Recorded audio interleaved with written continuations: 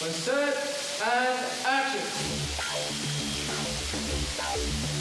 The Super Bowl essentially is between one Smith and Neil, with all the other Smiths standing on and watching, like a kind of football crowd. In this day and age, to do a hybrid film of live action and visual effects, you gotta be able to do some shots in camera. Because of the nature of some of the shots that had to be done, where really you would be concentrating on Keanu and Hugo fighting and it's raining. In the background, you had to have Smith, many Smiths. But you wouldn't want to have to put them in every shot as a visual effect. So I said one day, well, why don't we make a whole of, rubber Smiths? And they looked at me like I was completely mad. We went through a variety of ideas and eventually arrived at some pretty photorealistic dummies. Hugh and Peter Wyborn put so much effort into getting the right molds and doing the right work on the faces. They were really like Hugo. They were pretty successful and turned out so much better than it seemed like we were going to be able to do at the beginning. We've got to do a cast of this one, and we've got to do this one again. And this one a little bit more meter. There are 3 different models. There's grumpy, there's happy, and there's neutral. And they made more neutrals than they made grumpies and happies. Just neutral versus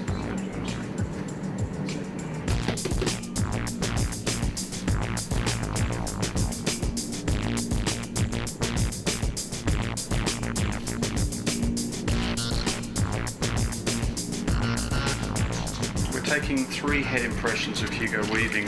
What we'll be doing is a combination of Agent Smith masks as well as dummies, 100 dummies and 50 masks to be worn by actors.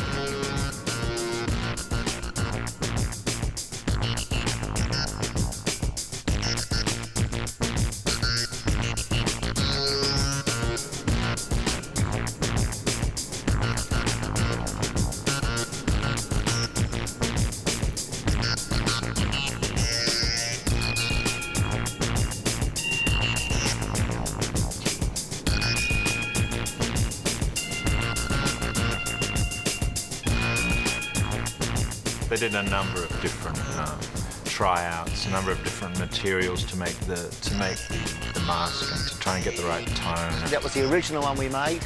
That's a hard resin. So is this one. The reaction was it looked too hard. So we've since then made some out of silicon rubber.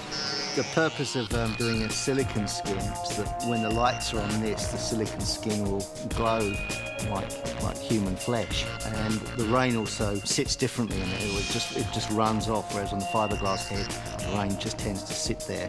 They'd also got my body as well on hands and put hands in gel. They wrapped my body up in plaster bandages and I stood there for like hours and, so this is me.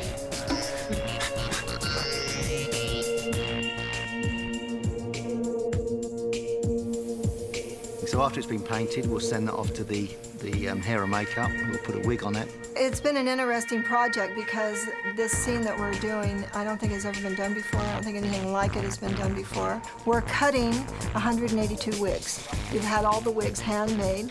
They're all hand-tied.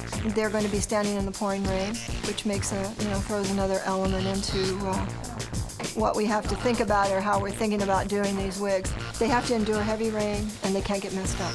That's the trick. We actually put silicone on the hair, so we kept up that little front, which gives him that Smith look. They had to make a wig for me because all my doubles were standing there beautifully with their hair staying up in the rain, but my hair in the rain, even with the massive amount of hairspray, started to just fall down on my face. That's how crazy it got.